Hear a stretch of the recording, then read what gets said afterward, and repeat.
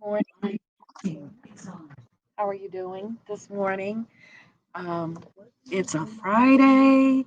It's feels relatively warm out, even though it's breezy. It feels really nice. It's a wonderful last day of spring day. We're moving right along. Good morning to Shirley Henry. How are you doing? I hope you have a wonderful day. You be safe as well. Um, as I stated, you all can chat if there's something during the lesson that you need clarified, and I can receive that message in real time. So, what we're doing today is gonna try to finish up our analysis of Martin Luther King Jr.'s "I Have a Dream" speech. So much of it I did not remember, and we don't hear again.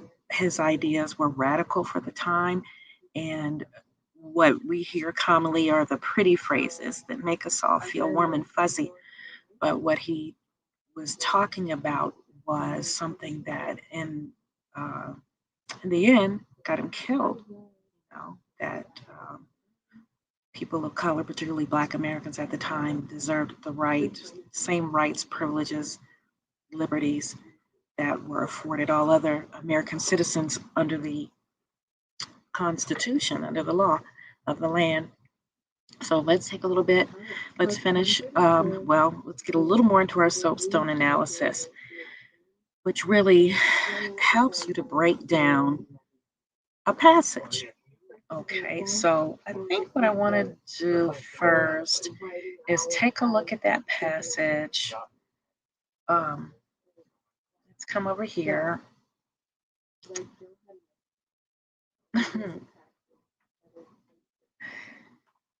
um,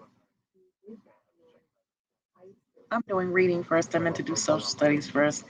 Hang on for one moment. Let me get my bearings here, y'all. Ah, I already had it up.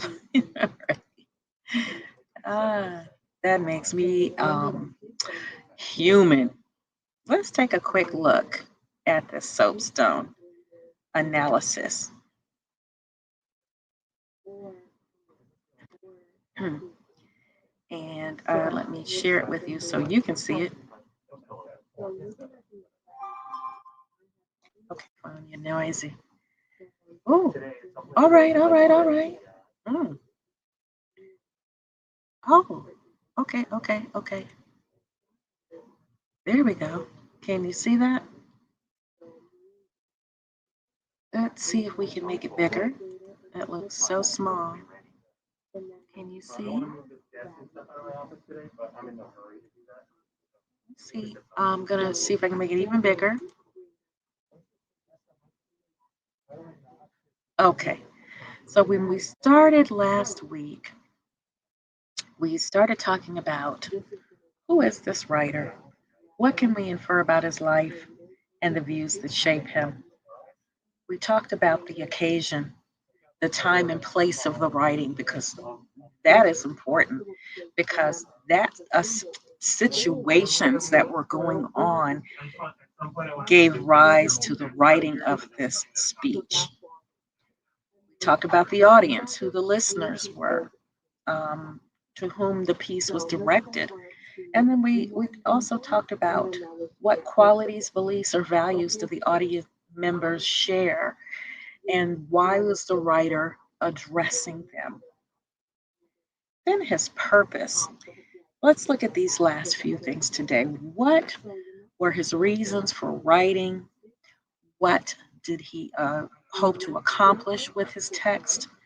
And what was the response that he's looking to receive? Keep these things in mind as we take a look at the last part of the speech. Then the subject. What's the general topic? What is the idea? What is the idea contained in the speech? What is this speech about? And what are the key points of the speech?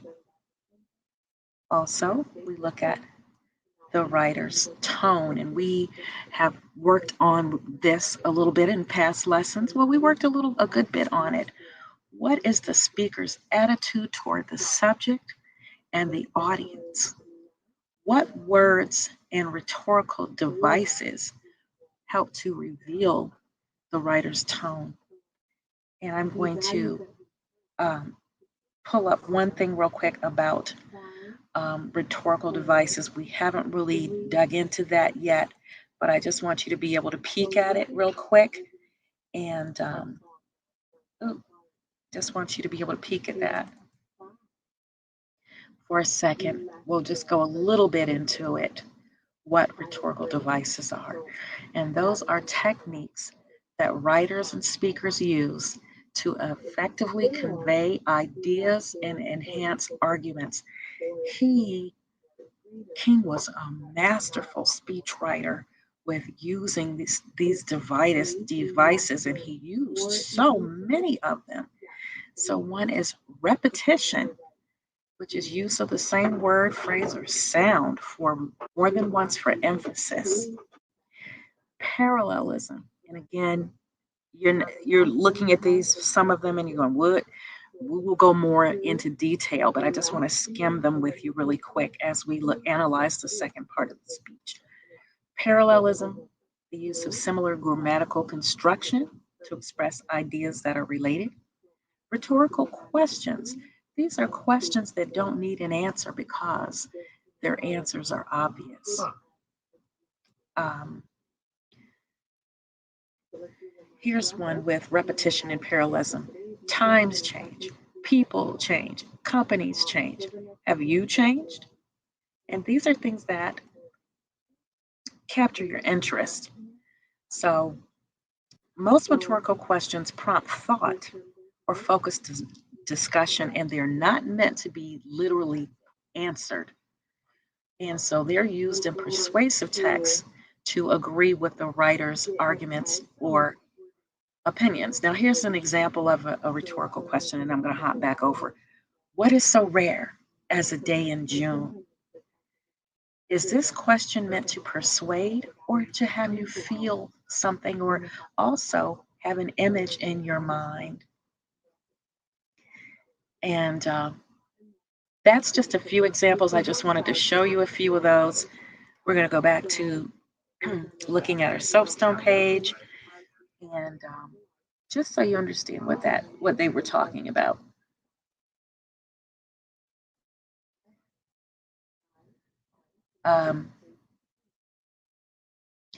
What is the general topic? What is this piece about? What is the main idea, right? The topic, the ideas contained, what is it about? What are the points?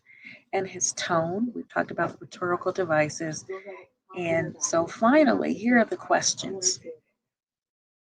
When you summarize, what claims does he use to argue? What claims that the time for justice is now? What is preventing the writer's society from achieving true equality? How has society thwarted or blocked justice? And what evidence does he look for as symbolic? So if we're talking about a symbol, we're talking about figurative, not literal or real. How does he imagine true freedom to look? Okay, so let's get into this and talk about those. Main idea, that's your subject. Tone, we've talked about. Purpose, writer's purpose, we've gone into that as well. So now let's take a look at the last bit of our speech. And, oh, excuse me, just a little dry today. I will read it. Again, I urge you to read it. If you go on to Newsella, they have it. Well, no, actually, if you YouTube it, you can hear it live anytime you want. So let's go back. Let's go where we left off. And forgive me for not being him. You won't be moved, but we just want to go through this. So there are those who are asking those pledged to civil rights, when will you be satisfied? Well, we can never be satisfied as long as the Negro is the victim of the unspeakable horrors of police brutality. We can never be satisfied As long as our bodies, tired from travel, cannot get rooms in the motels of the highways and the hotels of the cities, we cannot be satisfied.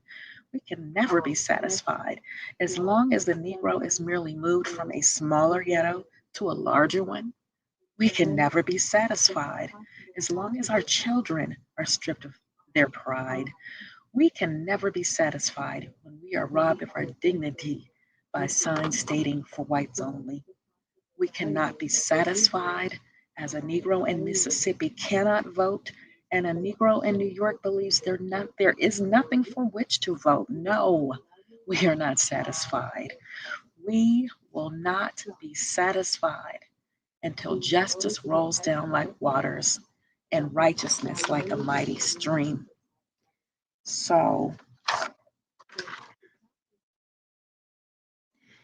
what does he use to argue that the time for justice is now? Because of these situations, these instances that he just gave of unequal treatment. Um, I know that some of you come here from great trials and tribulations. You've been the veterans of great suffering. Some of you have come fresh from narrow jail cells. Some of you have come from areas where your quest for freedom left you battered by the storms of persecution and staggered by the winds of police brutality. Look at that figurative language, it's just beautiful. You have been the veterans of great suffering. Continue to work with the faith that unfair suffering makes one stronger. So, what we have here is a religious background, too, right? Go back to Mississippi, go back to Alabama, go back to South Carolina, go back to Georgia, go back to Louisiana, go back to the slums and ghettos of our northern cities. Know that somehow the situation can and will be changed. Let us not wallow in the valley of despair. Look at the repetition here. I say to you, my friends, next question is, what's preventing society um, from doing what it's supposed to be doing? Segregation, right? Unequal treatment. And then the next question, what do we look for as the symbols of true freedom? Well, here we go. I say to you today, my friends, so as though we face the difficulties of today and tomorrow, I still have a dream. It is a dream deeply rooted in the American dream.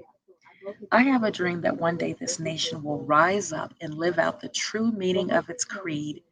We hold these truths to be self evident that all men are created equal. So, this is a quote, right, from Abraham Lincoln. I have a dream. Now, what does my dream look like? That one day the Red Hills of Georgia, the former sons of slaves and the sons of former slave owners, will be able to sit down together at the table of brotherhood. I have a dream that one day even the state of Mississippi, a state sweltering with the heat of injustice, sweltering with the heat of cruelty, will be transformed into an oasis of freedom and justice. And I have a dream that my four little children will one day live in a nation where they will not be judged by the color of their skin, but by the content of their character. I have a dream today. I have a dream that one day down in Alabama, with its vicious racists, with its governor having its lips dripping the word that block and try to cancel our rights, the governor of Alabama blocked the University of Alabama from students entering even after a federal mandate. One day, right here in Alabama, little black boys and black girls will be able to join hands with little white boys and white girls as sisters and brothers. I have a dream today. And then he finishes up because he is a Baptist preacher. That one day every valley down low shall be exalted, and every hill and mountain up high shall be made low. The rough places will be made plain, and the crooked places will be made straight. The glory of the Lord shall be revealed, and all flesh shall see it together. And this is our hope, and this is the faith that I go back to the South with.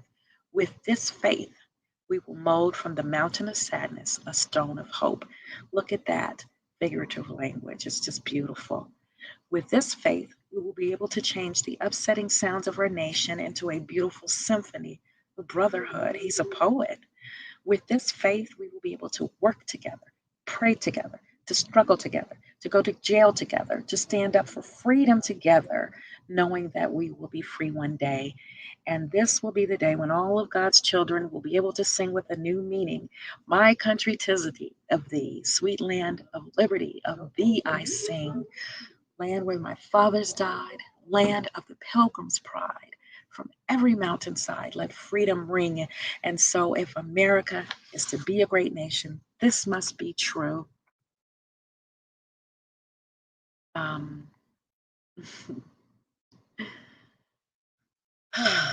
so, let freedom ring.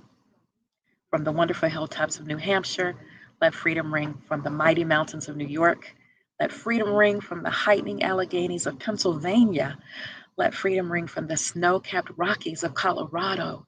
Let freedom ring from the curvaceous slopes of California. But not only that, let freedom ring from Snow Mountain of Georgia. Let freedom ring from Lookout Mountain of Tennessee.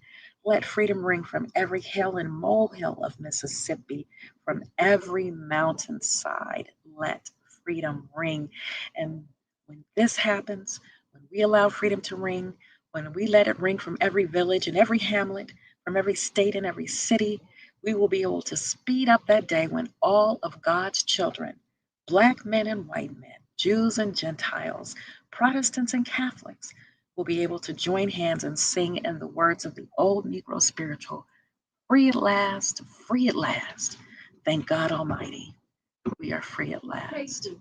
So this is a literary masterpiece, and it has all of these devices which move, which which inspire emotion, um, and it's a plea, but it's also a demand.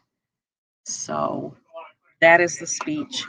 And this soapstone analysis, I hope you will hang on to this, because as we do some more writing, it will be very helpful for you to break down essays. And then when you get ready to write your own essays for these tests, some of you which are testing today, you will be able to write powerful, meaningful, concise essays. That's all we have for now. I hope to see some of you in a little bit in what class are we going to do? I'm so confused. Social studies. All right. So everyone take care and see you in a bit.